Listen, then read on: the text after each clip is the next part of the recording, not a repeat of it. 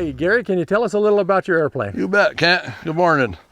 This is a 2007 CubCrafters Sport Cub. And I've had it for about 3 years. It weighs in about 900 pounds. It's got about 120 horsepower in it, Continental 0200.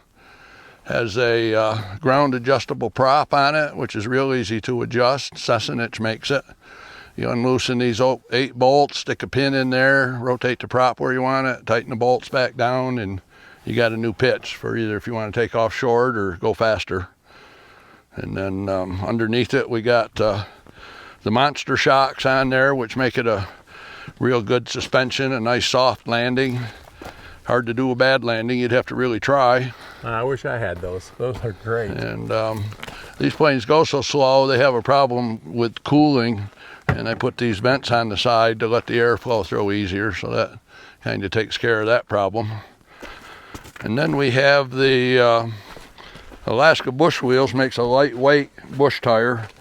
This is a 29-inch tire, and it's built kind of like a donut. The valve is on the side of the tire.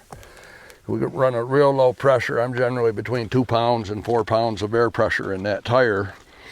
And a regular tire that low would slip on the rim and it would shear the valve stem, and then you'd have a back tire, a flat tire. So this one, it don't matter if the tire spins, it still stays good.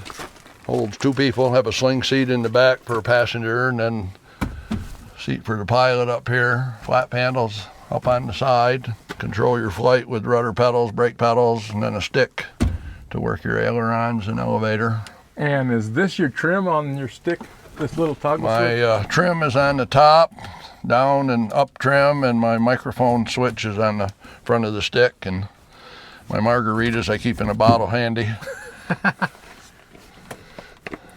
And then you have an iPad on here? I have an iPad using ForeFlight for my navigation.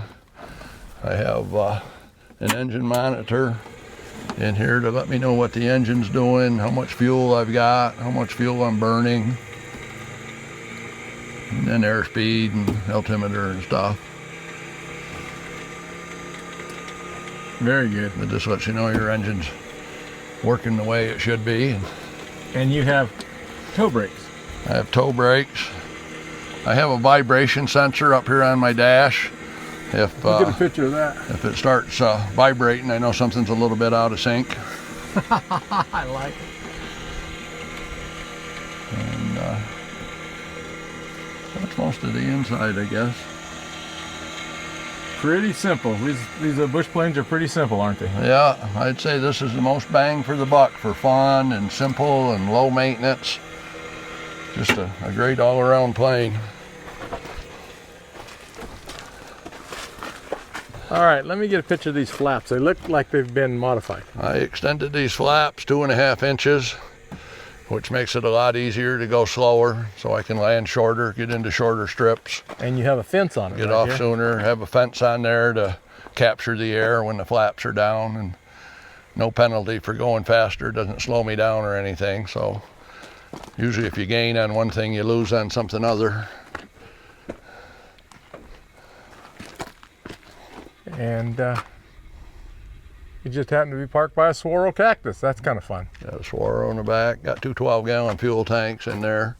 Plane burns about 4 gallons an hour, so 24 gallons of gas. I'm good for 5 hours of flying with a good reserve.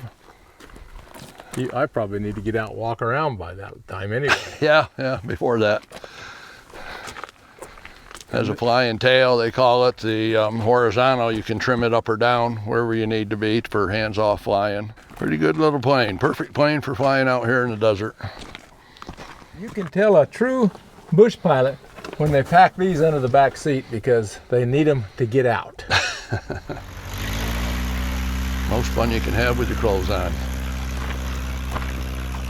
Yeah, these things are fun, I'll give you that. Yeah.